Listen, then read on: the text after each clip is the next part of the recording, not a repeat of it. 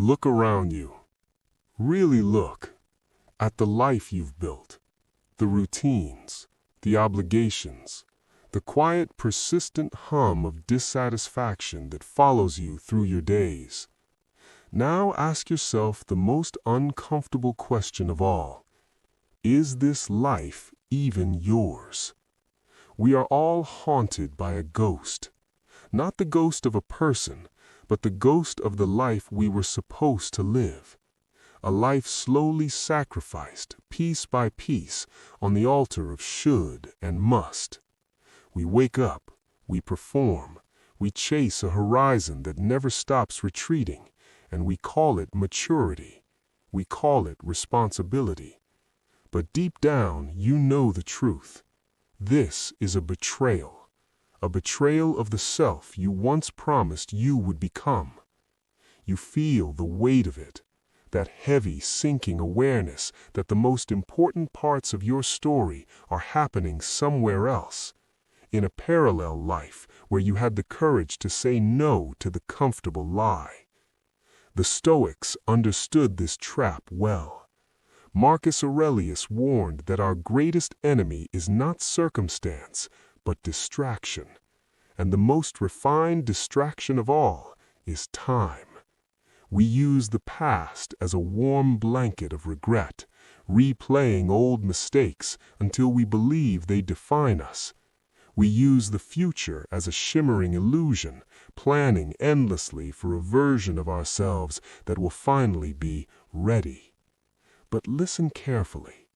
The present is all we have to live in or to lose. The past is memory. The future is fantasy. The only moment where life can actually happen is the one you are currently trying to escape. You are not procrastinating on a task. You are procrastinating on your life. Waiting for a sign, waiting for permission, waiting for clarity that will never arrive, because clarity is born from action, not delay. This leads us to the most uncomfortable truth of all. Remember this: you will die. Most people think the fear is non-existence. It isn't. The deeper fear is reaching the end and realizing you never truly lived. On your final day, the question will not be, did I achieve enough? Did I earn enough? It will be, did I live the life that was uniquely mine to live? Modern life practices what could be called cheap living. We want meaning without risk, peace without discipline, the wisdom of philosophy without the cost of transformation. Marcus Aurelius said, "Think of yourself as dead. You have lived your life. Now take what's left and live it properly." This is not morbid. It is fuel. You could leave life right now. Let that determine what you do, what you say, and what you tolerate. So why do we still hesitate? Why do we settle? Because we're addicted to approval, terrified of judgment, enslaved by opinion. This is the tyranny of opinion, a prison without bars, a prison made of mirrors.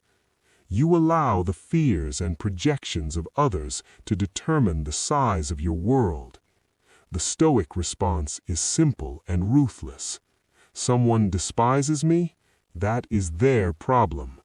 You have power over your mind, not over external events. The moment you understand this, you enter your inner citadel. You become ungovernable. And now, the turning point. You stop waiting for the path to be clear. You stop demanding certainty. Because the obstacle you are facing right now is not a punishment, it is instruction. The impediment to action advances action.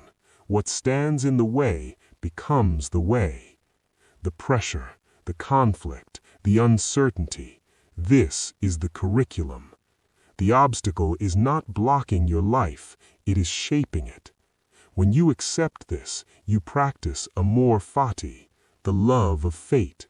not passive acceptance, but active cooperation with reality. You build your life action by action, not someday, not when conditions improve, now. You always have a choice to withdraw your judgment, to choose your response, to focus on the task directly in front of you.